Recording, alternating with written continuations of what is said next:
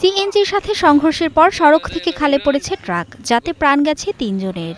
তাদের মধ্যে রয়েছে মা ও মেয়ে। সকালে সুনামগঞ্জ শহর থেকে শান্তিগঞ্জের দিকে যাচ্ছিল যাত্রীবাহী সিএনজি অটোরিকশা। নবীনগর এলাকায় বিপরীতমুখী ট্রাকের সাথে সংঘর্ষ হয়। এতে দুমড়ে মুচড়ে যায় সিএনজি। ঘটনাস্থলেই প্রাণ হারায় চালক সজল ঘোষ ও কেশবা প্রিয়। হাসপাতালে মারা যায় কেশবার কন্যা প্রথমা। নিহত কেশবা জেলার ইসকন মন্দিরের সেবায়েত। সুনামগঞ্জগামী একটা মিনি ট্রাক এর চালক মোহাম্মদ পারভেজ আহমদ, সে দ্রুত বিপরীত গতিতে গাড়ি চালাইয়া সিএনজিকে সজোরে ধাক্কা মারে। ধাক্কা মারলে সিএনজি চালক এবং যাত্রী যে দুজন মহিলা এবং ওনার মেয়ে তিনজনই গুরুতর জখমপ্রাপ্ত হয়। পরে স্থানীয় উপস্থিত লোকজন তাকে চিকিৎসার জন্য শান্তিগঞ্জ স্বাস্থ্য কেন্দ্রে নিয়ে আসলে ডাক্তার ওনাদেরকে পরীক্ষা নিরীক্ষা করে মৃত ঘোষণা করে।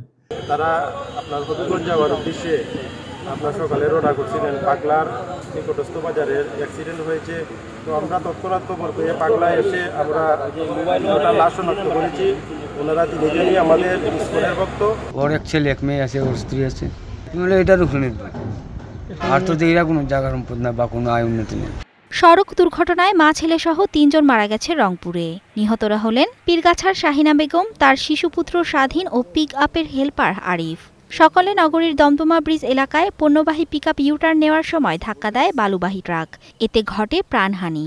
ঢাকা অভিমুখী বালুবাহী একটি ট্রাক, অপরদিকে ঢাকা থেকে রংপুর অভিমুখী একটি পিকআপ ভ্যান আমাদের দমদমা ব্রিজের একটু আগে আমাদের তাজা থানাধীন এলাকায় ইউটার্ন করার সময় বালুবাহী ট্রাকটি পিকআপটিকে ধাক্কা দিলে ঘটনাস্থলেই ৩ জন ছিটকে পড়ে মারা যায়।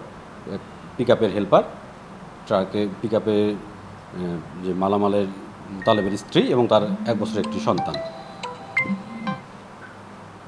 আমরা ট্রাক দুটিকে জব্দ করেছি এবং তাদের বিরুদ্ধে আইনগত ব্যবস্থা গ্রহণ করা হচ্ছে। সড়কে বাবা ছেলে সহ ৩ জনের প্রাণ ঝরেছে বগুড়ার সারিয়াকান্দিতে। ভোরে ফুলবাড়ি এলাকায় সিএনজি অটোরিকশার সাথে ট্রাকের মুখোমুখি সংঘর্ষ হয়। ঘটনাস্থলেই মারা যান ৩ জন।